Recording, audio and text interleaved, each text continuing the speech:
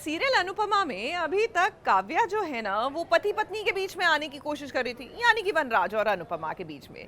लेकिन अब तो लगता है कि इनको इसमें भी तसल्ली नहीं है, सो शी हैज डिसाइडेड कि बाप बेटे के बीच में भी दरार लाकर छोड़ेंगे। भाई मुझे तो लगता है ये पूरे घर में ही दरार ना लाके छोड़े। Shut up! कितनी बार तुम्हें समझाया है कि डांस हॉबी है, प्रोफेशन नहीं। मैं बस इतना चाहता हूँ कि आप मुझे मेरा सपना देखने से मत रोके, ना ही मुझे मेरे सपने के पीछे भागने से रोके, प्लीज। समर, तुम अपने डैड से ऐसे कैसे बात कर सकते हो? बस काव्या, पिता और बेटे के बीच बोलने का किसी बाहर वाले को कोई अधिकार नहीं। अनुपमा सही करिए काव्या, बाप बेटे के बीच में किसी को बोलने का हक नहीं, चाहे वो घर वाला हो या बाहर।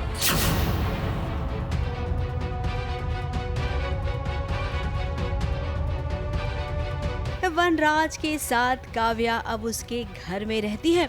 घर में रहते रहते अब उसकी आशाएं भी बहुत बढ़ गई है। कभी वो परिवार के बीच में बोल देती है और अक्सर अनुपमा और वनराज के बीच तो आती ही रहती है, लेकिन अब वो बाप और बेटे के बीच में भी आने की कोशिश कर रही है।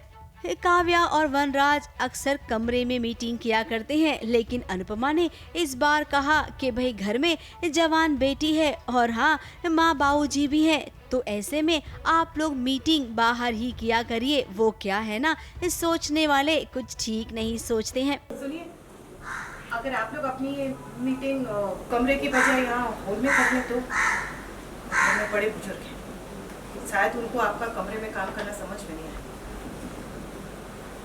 और वैसे भी अभी सब आराम करने गए हैं और कुछ लोग बाहर गए हैं, तो आप लोग को कोई डिस्टर्ब नहीं करेगा। ठीक है, हम लोग मीटिंग वहाँ कर लेंगे।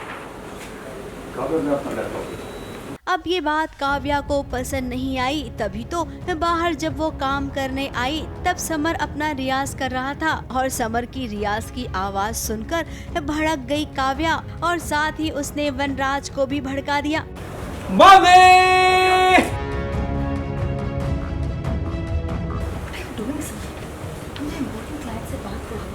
तुम ऐसे चिल्ला, तो भी घर में ऐसे चीखना चिल्लाना इस बैड मैनर।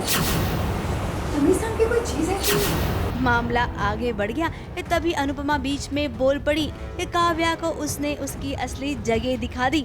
अब तो भाई घर में रहते रहते वो इतना जलने लग गई है अनुपमा से, न जाने आगे अब वो क्या करे। बस काव्या,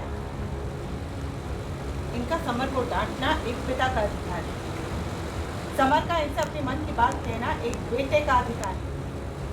मैं चाहूँ तो इन दोनों के बीच बोल सकती हूँ, वो एक पत्नी और माँ का अधिकार है,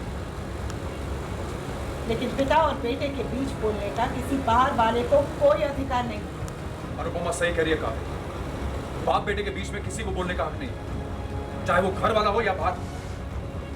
अब काव्या इस घर में किस मकसद के साथ आई है ये तो हम सब जानते हैं, लेकिन बेचारी अनुपमा का क्या होगा जब उसका विश्वास टूटेगा।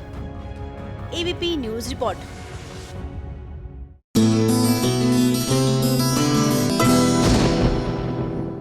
ये है एबीपी न्यूज, आपको रखे आगे।